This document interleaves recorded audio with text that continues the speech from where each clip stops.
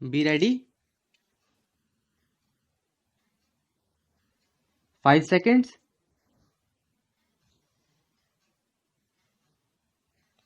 Start.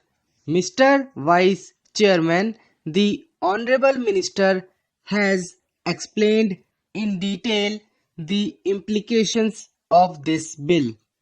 I may point out that I am in fullest agreement with the principle that if there is any tax evasion or there are certain facilities in considering the assessment of any particular person, it may be transferred from one income tax officer to another income tax officer.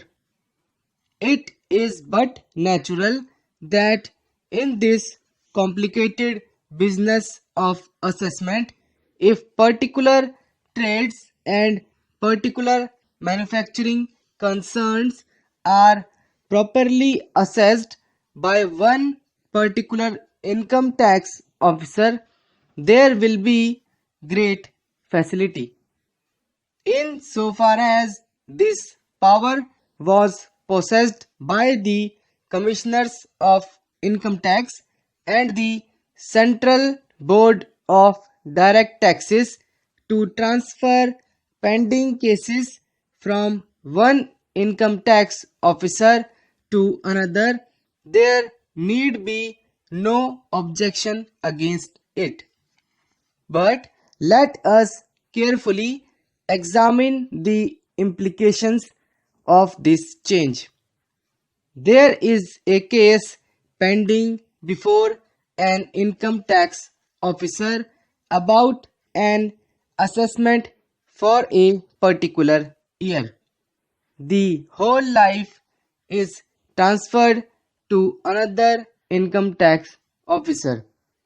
Nobody can have any objection to that particular assessment being passed by the new income tax officer. There can be no objection about subsequent years. In the subsequent years assessment, the file may be transferred from the new income tax officer, but the objection I have is that an income tax officer may rank up the assessment of previous years. There also, if there has been evasion, if there has been dishonesty, there are other methods. The commissioner could have appealed to higher authorities, I mean the appellate tribunals, the appellate assistant commissioners, etc. If there is a case of fraud, the commissioner and the Central Board of Direct Taxes possess special powers of opening up that case. The income tax officer can open the case. Here, what will happen is that if the income tax commissioner is dissatisfied with any assessment of any previous year, or he has a grudge against a taxpayer,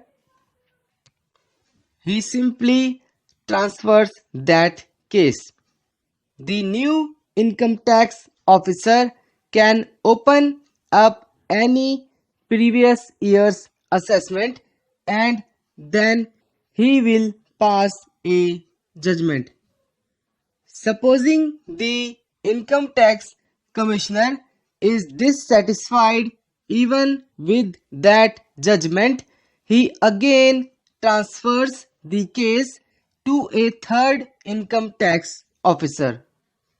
The third income tax officer again opens up all the previous year's assessments, considers them, and passes an assessment order. Thus, he goes on transferring from one to the other officer. Sir, the honorable mover of this bill has admirably and in very clearly terms explained its aims and objects.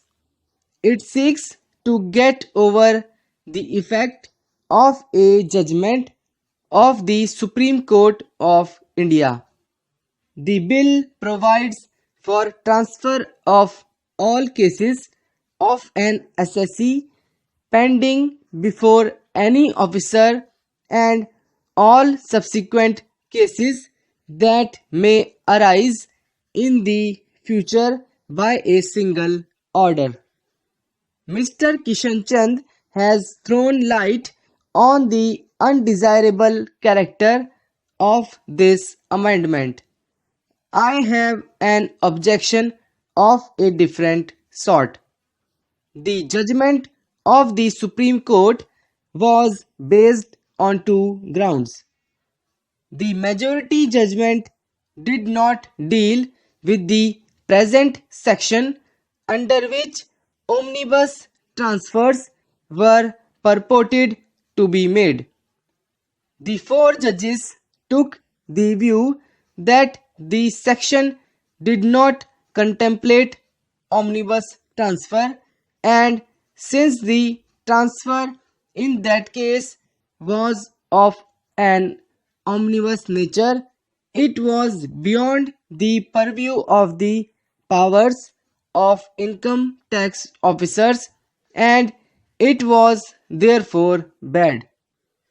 One judge agreed to this view, but he went further. He held that Section 57A itself offended the Constitution and was therefore bad. The four judges who delivered the main judgment did not pronounce a verdict on this aspect of the issue.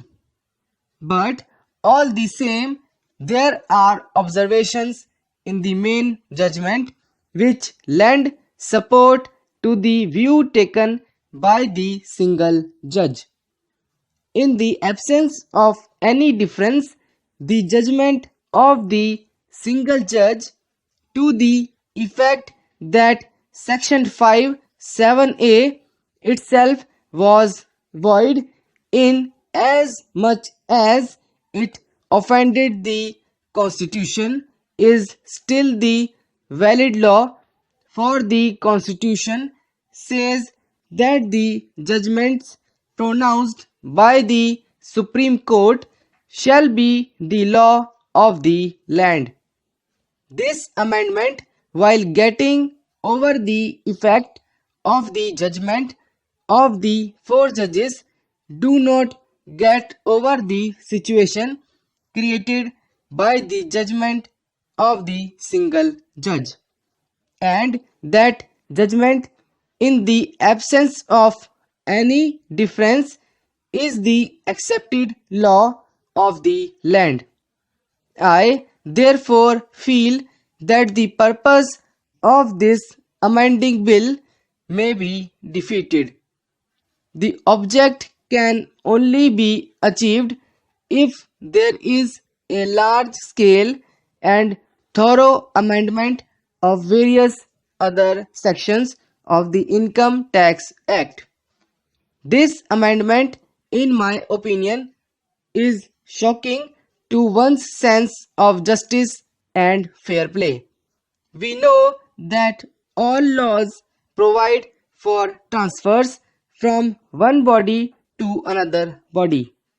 In the criminal jurisdiction, a criminal case can be transferred from one magistrate or one judge to another. So is the case in civil suits. But in civil or criminal matters, it is individual cases that can be transferred. That was the law in income tax matters, that only a single case would be transferred.